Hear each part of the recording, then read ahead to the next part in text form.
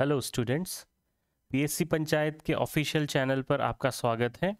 मेरा नाम मोहित शर्मा है और हम लोग एक नई लेक्चर सीरीज़ स्टार्ट करने वाले हैं जिसमें हम पटवारी के रिगार्डिंग और व्यापम के जो और भी एग्ज़ाम्स आ गए हैं, जैसे कि एमपीएसआई आ गया है और भी एग्ज़ाम्स आने वाले हैं, तो इनके लिए जो मध्य प्रदेश से संबंधित करंट अफेयर है उसकी हम लेक्चर सीरीज़ बनाने जा रहे हैं।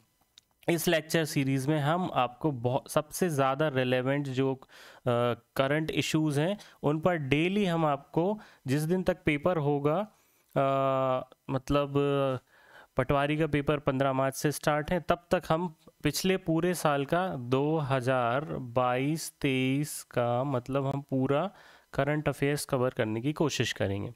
ठीक है, तो ये 10 MCQs डेली आएंगे और ये 10 MCQs आप फटाफट लगा के अपनी प्रिपरेशन को ट्रैक पे रख सकते हैं। ठीक है, 10 MCQs डेली आएंगे और ये MCQs बहुत ही ज़्यादा हाई प्रोबेबिलिटी वाले हैं। कैसे हैं? हाई प्रोबेबिलिटी वाले हैं। क्यों हैं ये हाई प्रोबेबिलिटी वाले? क्योंकि ये जो क्वेश्चन सारे निकाले गए हैं ये बहुत सारे सोर्सेज से नहीं, बल्कि मध्य प्रदेश के ऑफिशियल सोर्सेस से निकाले गए हैं। ठीक है, मतलब मध्य प्रदेश की गवर्नमेंट जो है खुद इन विषयों पर और इन फैक्ट्स पर ज़्यादा तवज्जो देती है। तो चलिए हम स्टार्ट करते हैं अपनी लेक्चर सीरीज़ को। हमारा पहला जो क्वेश्चन है वो ये है कि मध्य प्रदेश में कितने हेक्टेयर ज़मीन है जो सिंचित है। ये रीसेंट का क्वेश्चन है और इसका ये जो रिवाइज्ड डेटा आया है ना, रिवाइज्ड डाटा जो आया हुआ है, हमें उसके हिसाब से इसका आंसर करना है। ठीक है, और ये करंट में इसलिए रहा है क्योंकि हमारे मध्य प्रदेश के मुख्यमंत्री माननीय शिवराज सिंह चौहान जी ने इस बात की घोषणा की है कि अब लेटेस्ट जो आंकड़ों के अनुसार है हमारे मध्य प्रदेश में कितने हेक्टेयर ज़मीन सिंचित है। तो इसका जो आंसर है वो है 45 लाख हेक्टेयर ज़मीन। ठीक है, मुख्यमंत्री जी ने खुद अपने भाषण में कहा कि जब मैं मुख्यमंत्री बना था तो पूरी सिंचित भूमि जो थी मध्य प्रदेश में 7 लाख हेक्टेयर थी जो सिंचित थी, और अभी जो रिसेंट का डेटा है उन्होंने अनाउंस किया है ऑफिशियली कि 45 लाख हेक्टेयर जो ज़मीन है हमारी, वो हमारी सिंचित ज़मीन है मध्य प्रदेश की। ठीक है, और ये देखिए ये लिखा हुआ 45 लाख हेक्टेयर। तो कृपया इस फैक्ट को बिल्कुल ध्यान रखें, इस बात पर उन्होंने बहुत ही तवज्जो दिया था और हमको बताया था, नए ऑफिशियल डेटा से हमें अवगत कराया था। ठीक है, चलिए हम अगला क्वेश्चन देखते हैं। अगला क्वेश्चन ये है कि भूरसिंह द बारासिंगा को किस राष्ट्रीय उद्यान ने अपना आधिकारिक शुभंकर बनाया है। शुभंकर का मतलब होता है मैस्कॉट। ठीक है, शुभंकर मनाने का क्या मतलब है? देखिए, ज़्यादातर जैसे ओलंपिक्स जब होते हैं या फिर फीफा होता है, तो जब ये सारी इवेंट्स ऑर्गेनाइज होती हैं तो हम एक शुभंकर या मैस्कॉट लेते हैं। बेसिकली मतलब ज़्यादातर मैस्कॉट्स वो होते हैं जो या तो ऐसी प्रजातियां हैं जीवों की जो विलुप्त होने की कगार पर आती हैं, तो हम उन मैस्कॉट्स के ज़रिए लोगों को सजग बनाते हैं उन प्रजातियों के प्रति और इससे लोगों में भी जागरूकता आती है कि हमें कुछ विभिन्न प्रजातियों को सुरक्षित रखना है। तो भूरसिंह द बारासिंगा एक्चुअली जो है मध्य प्रदेश में ये कान्हा राष्ट्रीय उद्यान में इसका ने अपना एक शुभंकर इसको बनाया है, क्योंकि ये जो है एक बारासिंगा है। ठीक है, और बारासिंगा जो हमारे देश में है वो जो है धीरे धीरे विलुप्त होते जा रहे हैं। कैसे होते जा रहे हैं? विलुप्त होते जा रहे हैं, और इसी विलुप्त होने की वजह से हमने मतलब कान्हा राष्ट्रीय उद्यान ने इसको अपना आधिकारिक जो है वो मैस्कॉट बनाया है। ठीक है, ताकि लोग उसके प्रति जागरूक रहें कि ये प्रजाति विलुप्त हो रही है, हमें इसका संरक्षण करना है। ठीक है, देखिए कान्हा रिजर्व मार्च 2017 में ही अंतिम सप्ताह में पहला टाइगर रिजर्व बन गया था कान्हा, जिसने आधिकारिक रूप से अपना शुभंकर जारी किया था, और इसका नाम क्या है? भूरसिंह है, और जो एक बारासिंगा है जिसे हम यहाँ पे साइड में देख भी सकते हैं। देखिए ये बारासिंगा बना हुआ है, लिखा हुआ है भूरसिंह द बारासिंगा। चलिए हम अगला क्वेश्चन देखते हैं। अगला क्वेश्चन जो है वो ये है कि investment opportunity in Madhya Pradesh, इस विषय पर इंटरेक्टिव सेशन हमारे माननीय मुख्यमंत्री जी ने रिसेंटली किया है, वो कहाँ आयोजित हुआ था? ठीक है। तो आपको बता दें कि investment opportunity in Madhya Pradesh, ये जो विषय है, इस पर इंटरेक्टिव सेशन जो है बेंगलुरु में हुआ था, जहां पे हमारे माननीय मुख्यमंत्री जी ने सारे इन्वेस्टर्स के साथ मिले और उन्होंने मध्य प्रदेश उनको बुलाया कि आप हमारे यहाँ आइए और काम कीजिए, ठीक है, और नए नए प्लांट्स लगाइए और सारी जो संभावनाएं हैं उन पर विचार किए हैं। तो मध्य प्रदेश में निवेश की अपार संभावनाएं हैं, ऐसा शिवराज सिंह चौहान जी का कहना है। और 8, 9 और 10 जनवरी को इंदौर में इस बार, ये विशेष कर आप लोग ध्यान रखें कि 8, 9 और 10 जनवरी को इंदौर में प्रवासी भारतीय सम्मेलन इस बार होने वाला है। ये बहुत इंपॉर्टेंट फैक्ट है, प्रवासी भारतीय सम्मेलन होने वाला है। और उसके बाद 10 और 12 जनवरी को ग्लोबल इन्वेस्टर समिट भी आयोजित की जाएगी, ग्लोबल इन्वेस्टर समिट, ठीक है। सारे इन्वेस्टर्स को बुलाया जाएगा और ये देखा जाएगा कि संभावनाओं को हम कैसे कैपिटलाइज कर सकते हैं। मध्य प्रदेश में अपार संभावनाएं हैं इन्वेस्टिंग के लिए, ठीक है। तो ये शिवराज सिंह चौहान ने कहा था। तो इन्वेस्टमेंट अपॉर्चुनिटीज़ इन मध्य प्रदेश विषय पर इंटरेक्टिव सेशन जो हुआ था वो बेंगलुरु में हुआ था। और इसी सेशन में ये कहा गया है कि भाई इंदौर में अनाउंस किया गया था कि प्रवासी भारतीय दिवस इस बार का जो होगा वो इंदौर में होगा। और 11-12 जनवरी को ग्लोबल इन्वेस्टर समिट होगी, जिसमें सारे स्टेक होल्डर्स को बुलाया जाएगा और अपॉर्चुनिटीज़ को कैपिटलाइज करने के लिए स्ट्रेटजीज बनाई जाएंगी, ठीक है। देखिए, ये है निवेश के लिए तैयार मध्य प्रदेश, ठीक है। 24 नवंबर को बेंगलुरु में उन्होंने निवेशकों से चर्चा की थी, ठीक है। ओके, चलिए हम आगे बढ़ते हैं। क्वेश्चन नंबर 4 हमारा ये है कि प्रवासी भारतीय सम्मेलन 2023 मध्य प्रदेश में कहाँ पर आयोजित किया गया। देखिए, मध्य प्रदेश में तो आयोजित होना है, वो तो 24 नवंबर को उनने अपने भाषण में कह दिया है, लेकिन कहाँ होना है, ये इंदौर में होना है, ये बात भी उनने बताई थी। और 10 और 12 तारीख को क्या होना है, ग्लोबल इन्वेस्टर समिट होनी है, और वो भी कहाँ होगी, इंदौर में होगी।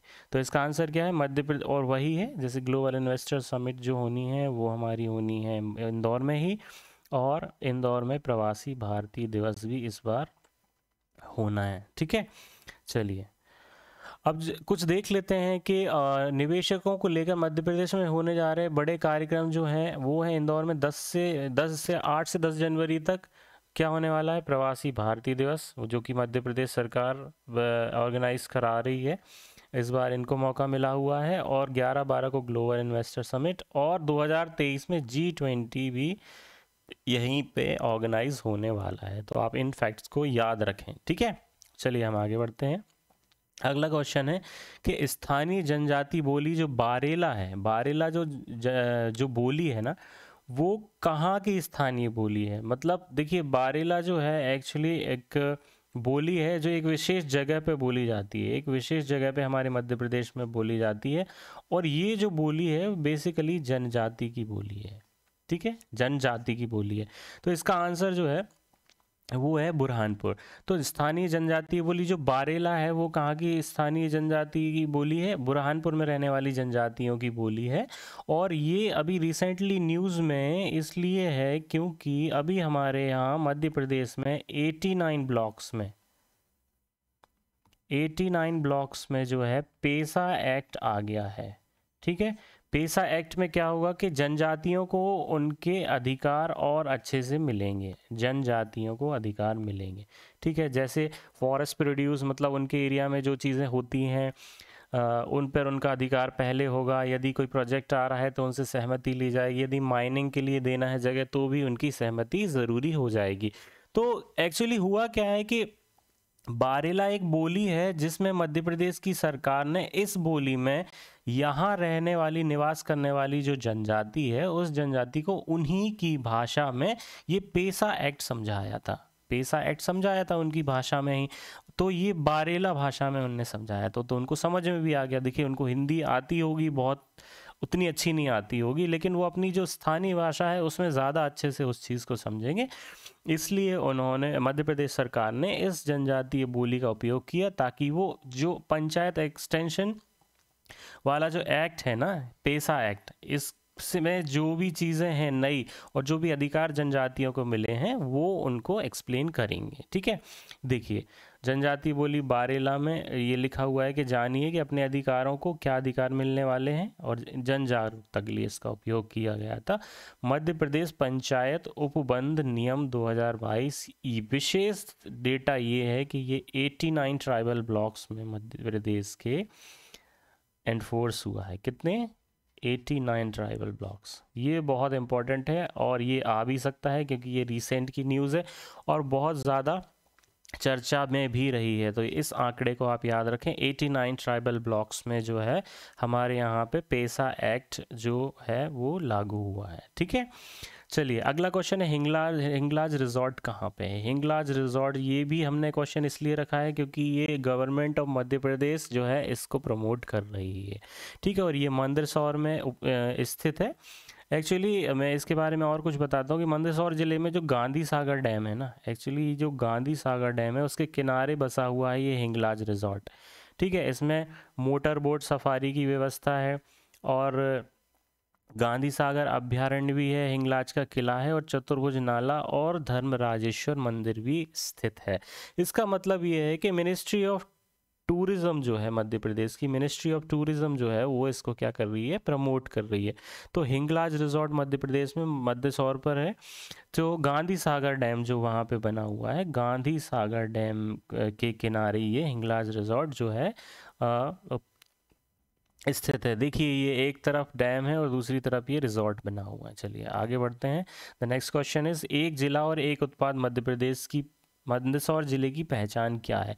देखिए एक मध्य प्रदेश ने क्या किया है कि मध्य प्रदेश सरकार ने हर जिले में, मध्य प्रदेश के हर जिले से एक उत्पाद को चूज किया है। ठीक है, जो ऐसा उत्पाद है जो उस जिले की जो है विशेषता है, उस जिले की विशेषता है। अब ये जब उस जिले की विशेषता है तो क्या होगा कि गवर्नमेंट उस पर फोकस ज़्यादा करेगी। ठीक है, तो ऐसे एक एक प्रोडक्ट को जो है, एक एक उत्पाद को एक ज़िले की विशेषता मान लिया गया है और उनको ज़्यादा तवज्जो देने के लिए ये स्कीम चलाई गई है। तो एक ज़िला एक उत्पाद स्कीम में मंदसौर ज़िले से जो है वो कौन सा प्रोडक्ट है जो मंदसौर ज़िले की पहचान बना है, वो क्या है?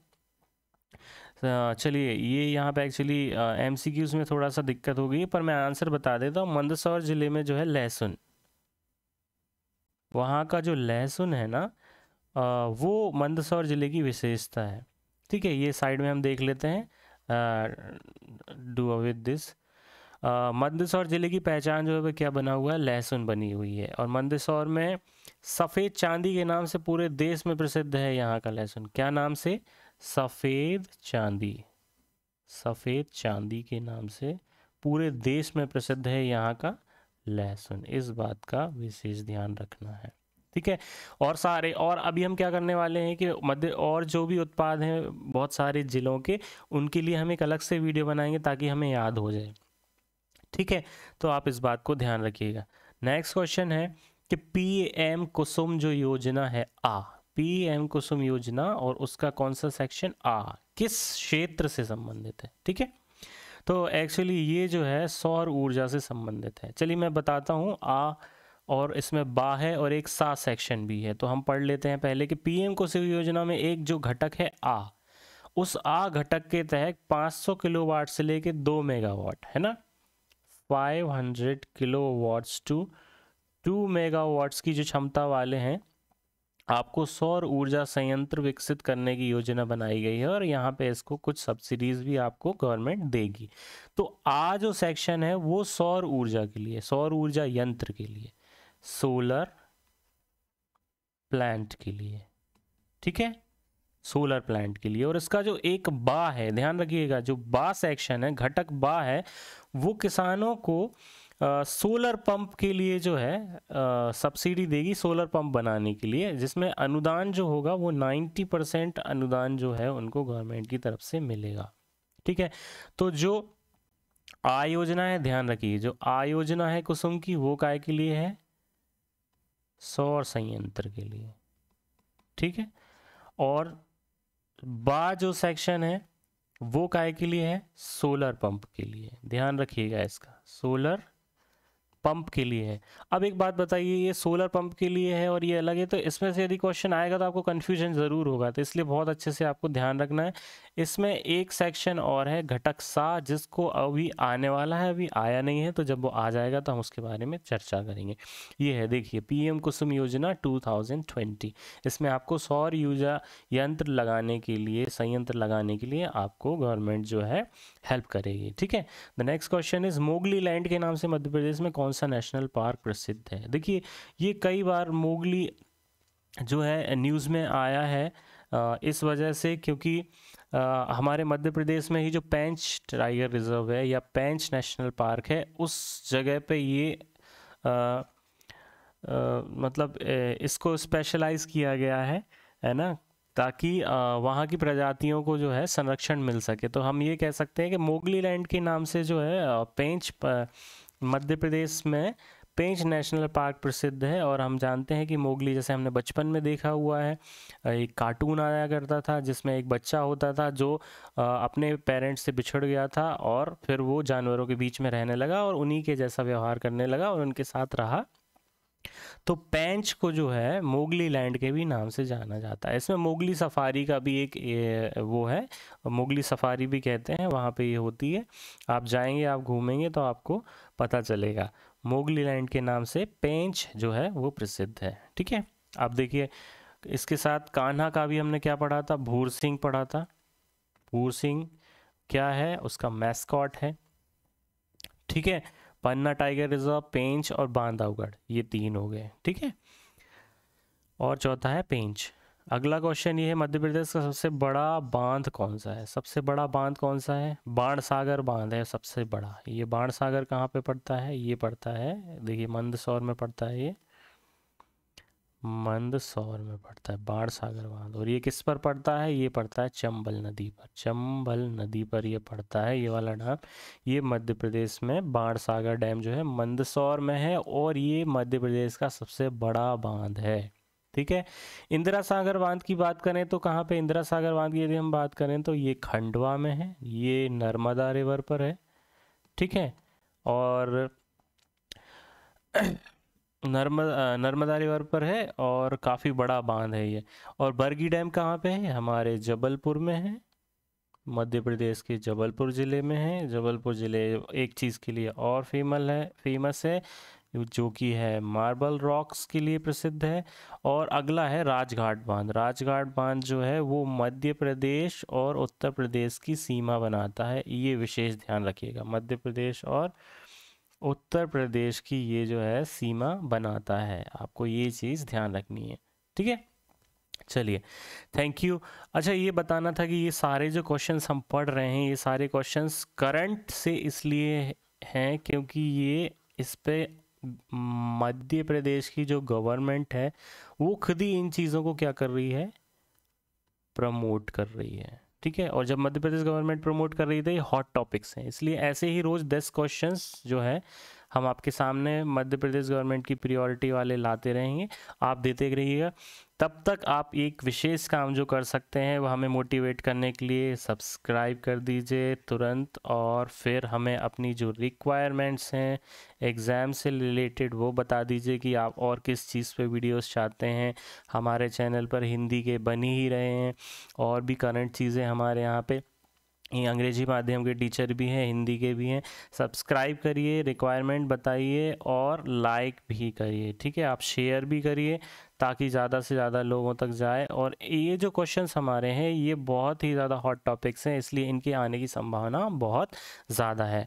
ठीक है। तब तक के लिए धन्यवाद। हमारा जो चैनल है उसको आप सब्सक्राइब करें, है ना। ठीक है। PSC पंचायत नाम है हमारे चैनल का।